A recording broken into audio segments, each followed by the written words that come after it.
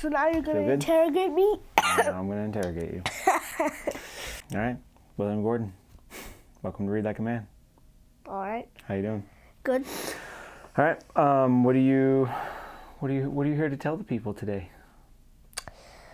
Well, first off, I read a giant D-Day book by Stephen Ambrose. That's, I don't know how many pages afterward. Yeah. I didn't read like all of the all the glossary and footnotes stuff. and glossaries, but the book overall is, I think, 748 pages. Jeez, dude. And I read probably 3/4 of it. 3/4 of it? Yeah. Oh, you mean like counting not out counting all the like note to readers and all the footnotes. Gotcha. But like sometimes they would have stars, and then the stars, what they meant or other cool stories would be at the bottom with the star. Mm-hmm. And then I'd read those because those are, you'll have to go all the way back to the back of the book and then come back. Right. And yeah, like I generally don't read footnotes whenever, I read footnotes if they're on the bottom of the page, but not. So footnotes are on the bottom of the page, end notes are at the end. Oh, okay. I generally don't read the end notes. Okay. I didn't read any of those. Gotcha. Is this the first D-Day book that you've read? Probably not. Okay. What other ones have you read, do you know? I don't remember, but I'm pretty sure this is not the first one I've read. Gotcha. Well, I know there's like the Scholastic one with like the yellow cover. How many times did you read that one? I think I read it like maybe somewhere between 3 to 5 times, and then the Omaha part 5 to 8 times. Oh, gotcha. Why'd you read the Omaha part so much? It's my favorite beach. Oh, why is it your favorite beach?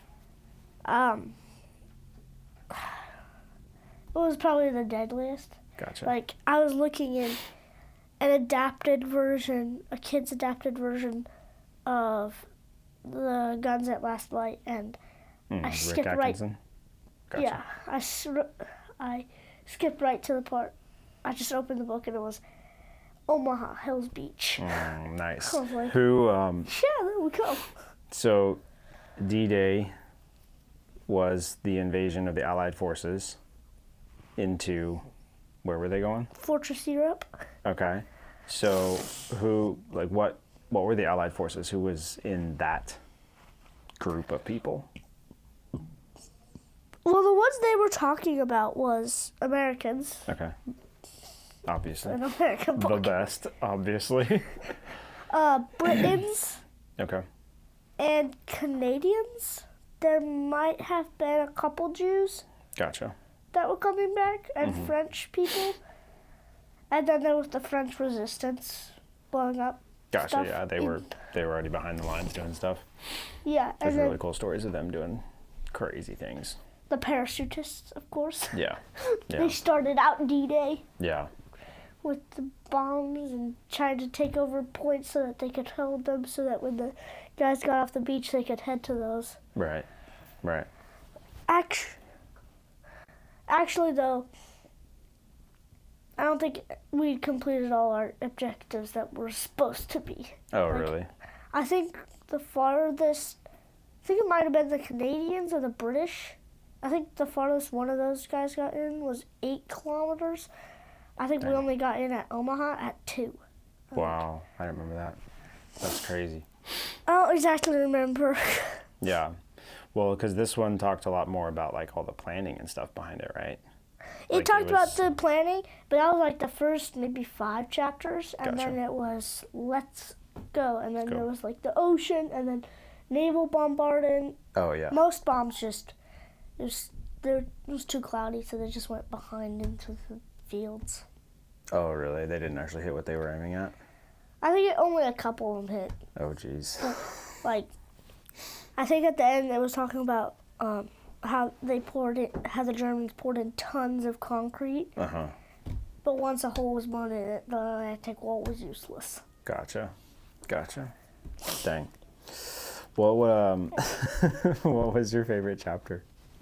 I don't remember. I'll have to look at the beginning to see what the chapters were. Yeah. It was something about Let's Go Get Those Bastards, and I do not remember what chapter it was. Okay, here, let's see. Okay, it was chapter 12. It's called Let's Go Get Those Bastards, and underneath is the Airborne Night Attack. Oh, nice. Okay, so yeah, chapters 1 through 10 were planning. Okay. Chapters 11 through, I think, yeah, chapters 11 through 32 were about the day. Oh, dang. Okay. Some of them said, like, D-Day +1. Yeah. Like, it continued for a couple more days. A little bit longer. Yeah, they ended D-Day on, like, D-Day night. Gotcha. But it still talked about a little bit of the days after D-Day. Yeah, it was still kind of like the tail end of Operation Overlord. Who was the Supreme Commander of the Allied Forces? Supreme Commander Eisenhower. He's a cool guy. I like him. He started out with the decision, let's go, so they gave him the final word, which was nice. Yeah.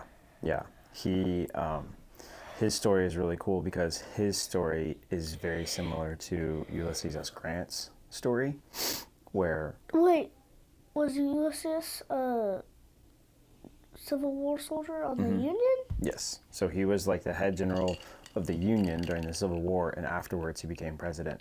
And the parallels between their stories are super similar because they both, early on, like for the first part of their life, like kind of seemed like they were not going anywhere and just like couldn't catch a break for anything, and just kind of like their life was just not really great and kind of falling apart. And then the war came, and both of them were like, it was just like their moment to shine. Like God had just made these men for this particular time. And so during the war, they just like went from just like, oh, like whatever, you know, nobody knows him, he's just kind of a whatever, to like Ulysses S. Grant was the head general of the Union during the Civil War. And then Eisenhower became the Supreme Commander of the Allied Forces. And then both of them later on went on to become president. And they became like, their life went like crazy successful after the war.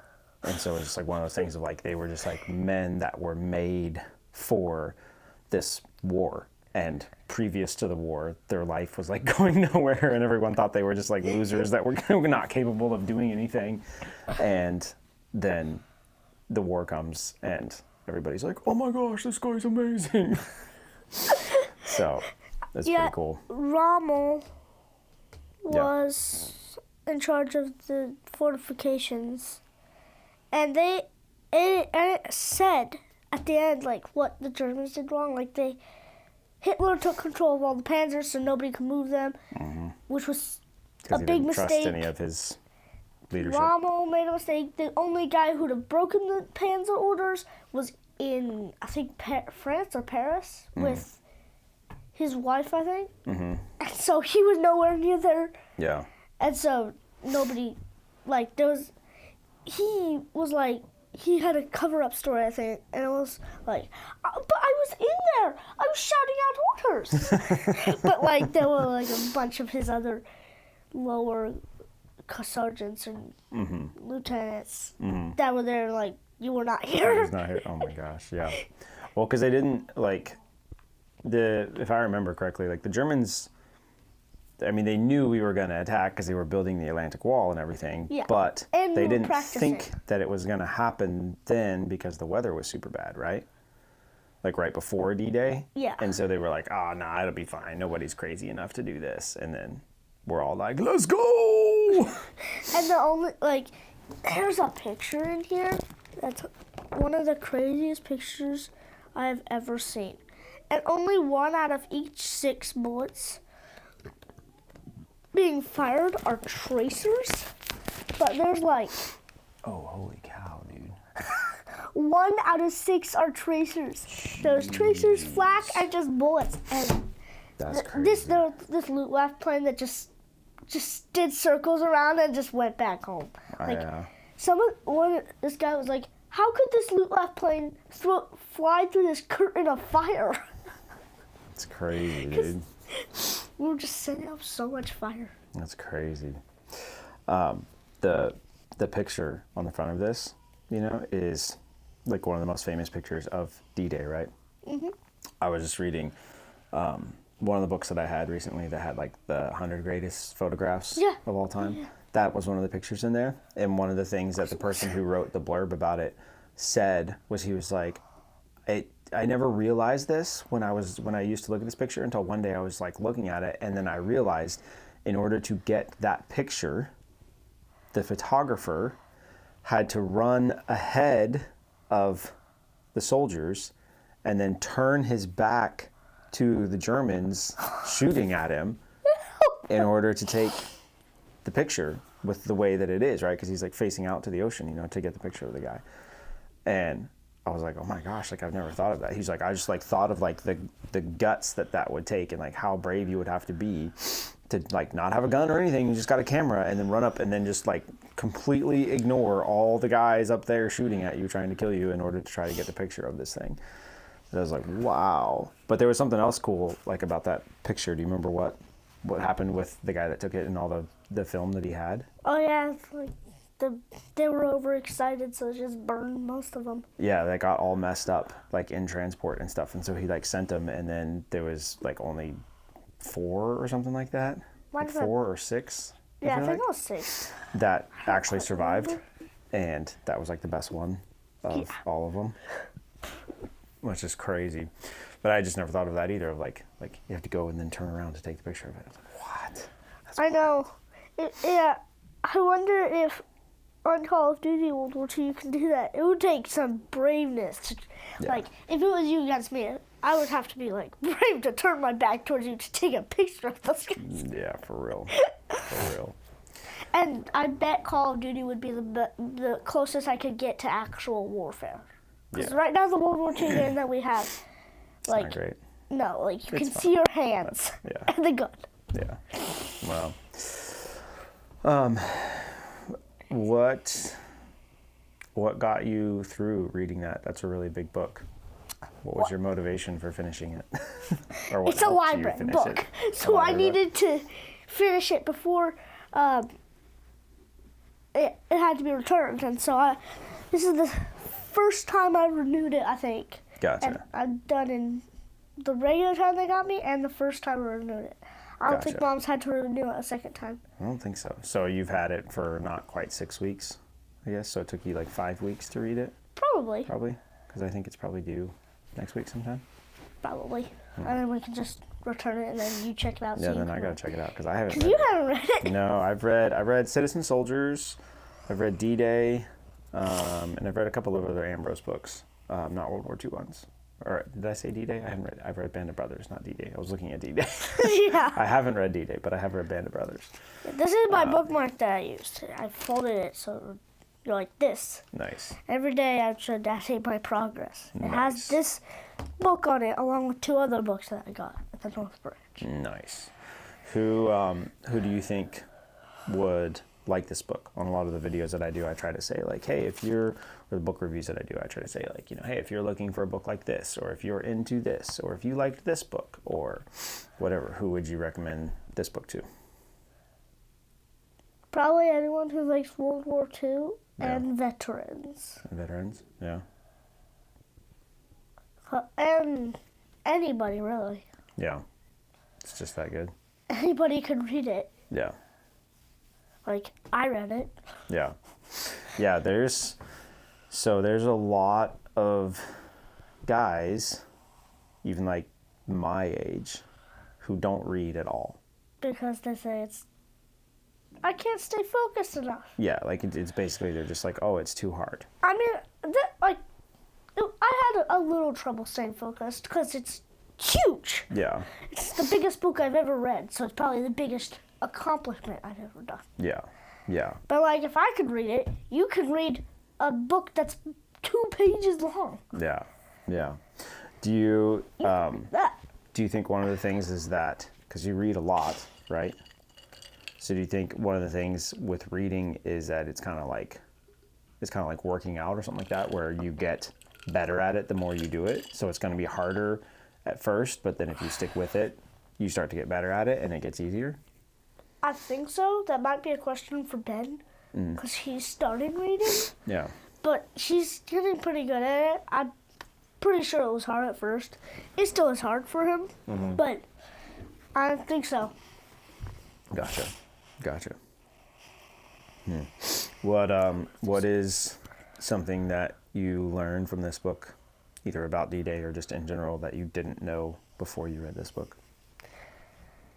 Well, I don't know.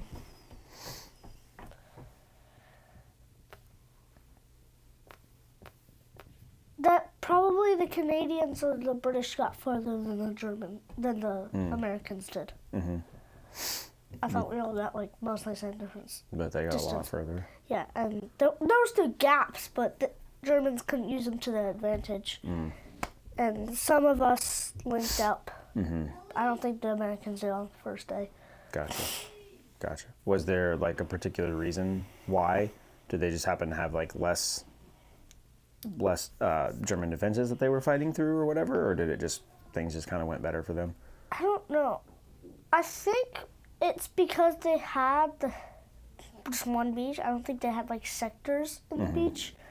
They just landed at one beach, so wherever you landed, you started fighting. Gotcha. And I don't know why else, but I think that most of them were just like, you defeated us at Deep? Is that where they got defeated and they had to retreat? Dunkirk, probably. or maybe I don't know. I don't know if Dunkirk was World War I or World War II. Wow, I suck. I should know that.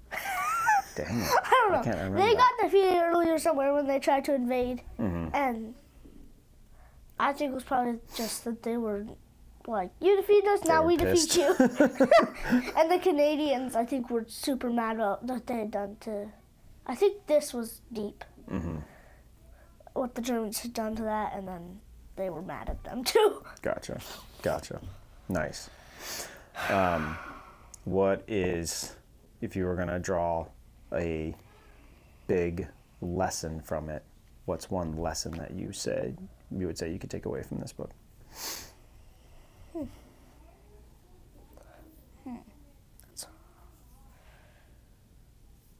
That's hard.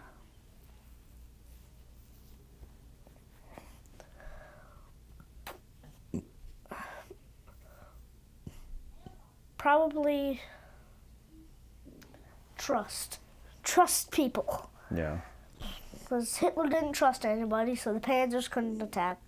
And when they were sent out, the Americans just bombed them and bombed them and bombed them and bombed them. No Germans could move without getting bombed. Gotcha.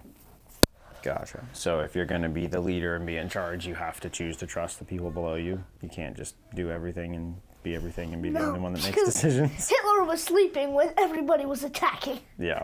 And then when they were ordered to move out, it just went... Dang. Nice. Which, I mean, if Call of Duty is anything like that, then that might be like something cool to go along with this. Like to be on D-Day. Because then you can like see what we think it was like. Yeah. Like what we can tell what it was like from historians. Yeah. Which would be really cool because right now the one we have, the World War II game we have on our iPad and phone, is not very good. Yeah, it's decent, but it's not great. Yeah, it's probably like the Call of Duty you had.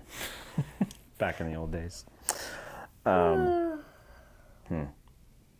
What are you gonna read next after that? Do you know? Yes, I do. Oh, you brought it. Look at you. Oh dear. I'm okay. Whew. Sketch. I'm reading Rick Atkinson's Liberation Trilogy. That's in big print. Oh. I'm starting An Army at Dawn. Nice. Yeah, the library only had the big print. Yeah. Nice. That's the first one. Still pretty good. Yeah. This is Operation Torch instead of Overlord. Oh, but gotcha. D-Day's in the third one. I'm like, Gotcha. I have to read 2 more books before I can read about the D-Day one. Dang, man. I might just read the adapted version. Yeah, you could. I know they have the adapted versions of those. Rick Atkinson is really good. I don't have it. I just read the first one of his Revolution trilogy, and I got the second one, and I'm about to read that. And then he hasn't written the third one of that. But so after I finish that second one, I want to read the Liberation trilogy, because I really, really liked the first one. Was called The British Are Coming, and it's really good. He writes really, really good history. He has some maps. I'll put this right. D-Day also has some maps. Yeah. One second, here, let me find a map so I can show you what they're like. Might be a couple minutes, sorry about that. I don't just know where every map is.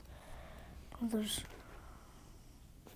here, like this. It gives you like, so this is the areas of Airborne and Berkshire, and then you just try to find them, like minefields. It will show you paratrooper transport. It will show all the planes and everything. Gotcha. Can you show the camera?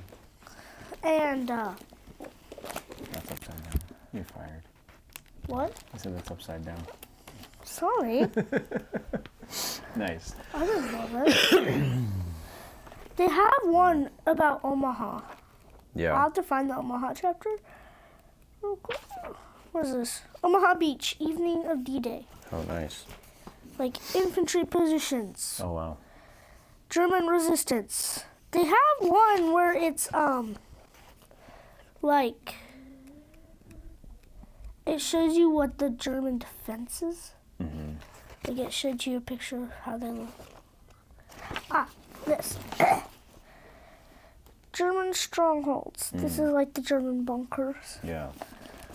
which I think was really cool. Like they're Yeah. easy to read maps. Yeah. You don't need to know. You just can look at the symbols and like see Yeah. what they did. Yeah, it's handy. I really liked the maps in British Are Coming, Yeah, because they have really cool maps in there. we tried to look at those. They weren't like these. These are a bit easier. I'm like, Yeah, these are a little bit easier. Those are a lot on the maps in that Rick Atkinson book. what? But Wait, what? yeah. And they have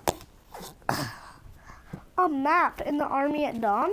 Mm-hmm. It's just like Mediterranean and European theaters in World War II. Oh, gotcha. So it's just kind of an overall thing. Yeah, it just like shows you. Nice. I think that's the only map I've come across. Nice. Nice. Well, got anything else you want to say about it? I don't know. It has pictures. That's Yeah. fun. So like a kid can read it and it will still have pictures of everything. Yeah. How old do you think somebody should be to read it? Because how old are you now? 11. Or 11? Okay. Well, Mom was grossed out by a part about it. Well, this guy's like cheek was just flapping away because he got hit. Didn't bother me. Yeah. If you're a war person, you could probably read it at age 10, 11. I don't know. Yeah. If you're not, you should probably wait. Yeah. Yeah.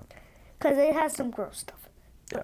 Well, I was reading more books like that when I was 10 and 11 was when I started. I read All Quiet on the Western Front when I was 10, which is probably a little bit young for that book, because that's World War I. But Well, World War I wasn't really cool. yeah, So it's not. you like World War II better. World War I to me is not as scary. Yeah. They used gas in World War I. There was a picture of a guy who was getting gassed. They didn't use it in World War II unless they were killing Jews. So you didn't really use them because you thought the other side would use more bomb gas. And so there was this funny part in here where I think it was just a smoke or a grass fire actually. And these guys were like, "Sir, can we put a gas fire?" He did it. His side was chipped, so he took Then he realized it was only smoke. He threw down his gas mask, and he was like, "That's the only time I ever carried a gas mask in Normandy." Or throughout the rest of the war. I don't remember. Crazy. But like, he got tricked by smoke. Threw Yep. down the gas mask. Nope. Nice. I'm pretty sure it was just like a little grass fire. Yeah. Oh man. Well, what would you say to the people who are like, "Oh, I can't read something like that. It's too hard," or "I don't like reading. It's too hard, and I fall asleep," or me.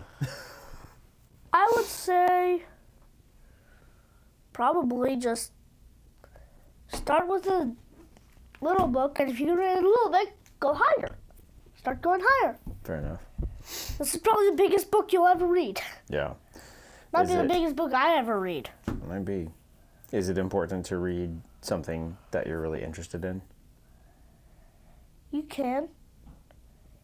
It helps better if you're interested in it. Yeah. But even stuff that you're not interested in, like, I read all 4 of the Calvin and Hobbes, and I like them. Mm-hmm. And I'm a bit interested in them. Mm-hmm. They're just not my favorite. Yeah. I read the first 2 Wings of Fire, but I was also interested. Yeah. Yeah. Like, so. Okay, let's keep up this steady stream, okay? Yeah. This is good. Yeah. Nice. Nice. Well, anything else? It's snowing outside, It is thankfully. snowing. It's about to be a big snowstorm apparently. So we'll have to edit this and Head get outside. it up, and then we can go outside in the winter storm. Oh boy. Well, I'm really proud of you for reading that. That's a big accomplishment. I know it wouldn't be nice to take off this cover, but if you could take off and just have it as a hardback, and then cut out your own picture that's of this, and just put it on. Oh, you think that would be cool? Yeah, instead of just having this like flappy cover, this plastic. Yeah, the plasticky cover is not as fun. The library has So to put them on. Yeah, oh, so if you get this, It wouldn't have the plasticky on it. no, it would just It have would this. just be the paper, yeah. Oh, so you could take it off. Yeah. Okay. So I'm like, I Well, can see blue so. underneath it. Yeah. Sorry. Let's see. What is this? I don't know. Let's find out. Let's find out. Oh, yay! It's the D-Day book that we just talking about. Thanks. There you go. Oh, yeah, you can. Well, that's a cool cover. Just blue and gold. Blue and gold. Oh, they had a funny joke in it. I think it was. I'll have to find it. I think it went like this. If the plane is silver, it was a Wirchmont joke. How do you say that? It's the bad guy's Oh, joke. Wirchmont? Yeah, a Wirchmont joke. And it was, if the planes are silver, I think, they're American. I think it was, if the planes are blue, they're British. If the planes are invisible, they're ours. Because they had basically no one. So if the planes are invisible, they're ours. Wow. It was Wow. so funny. Dang. I told Mommy that. I was like, that is so funny. I love Nice. that joke. Nice. Well, yep. Mommy and I wanted to get it for you Thanks. so you can have your own copy. And so I can read it now. I might just reread it. There you go. There you go. Here, wait, here. I think it's in the last chapter. It is one of the footnotes, don't you? Okay, yeah, a Wirchmont joke had it that if the plane in the sky was silver, it was American. If it was blue, it was British. If it was invisible, it was ours. Because they had no blue ones. Oh, that's It was the funniest thing ever. fun. I didn't know what the box was up there for, so I was like, Mom, what's the box up in Dad's closet? And she was like, I don't know. I was wondering if you were going to sneak a look at it. Well, I was putting my airsoft gun away, I think. Or maybe the BB guns. I just looked up, I was like, a box. Huh. Well, And I put the airsoft gun or the BB guns away. I was like, that's Mom. It's probably just something for Dad. Probably. Turned out to be this. Turned out to be that. This is actually a cool picture. Yeah. I like this. I like this book a lot. Good. This is a really good one. I don't like the plastic. I don't like this. Well, Plastic on that. No plastic. Now, you know what we should do sometime? We should have you check this out, and then we should read it together. Race. There's 32 chapters. We could read a chapter a day together and then talk about it. That could work. Because then you can read it, and I can reread it. Oh, nice. All right. Well, that's all you got? I think so. That's all I got. Thanks for watching. See you in the next one. Wait, the next one's an Army at Dawn, right? Oh, yeah. Yep. And then the one after that is something else. And then the final one is the Guns at Last Light. And then we might continue. Well, there we go. All right. Good job. Thanks.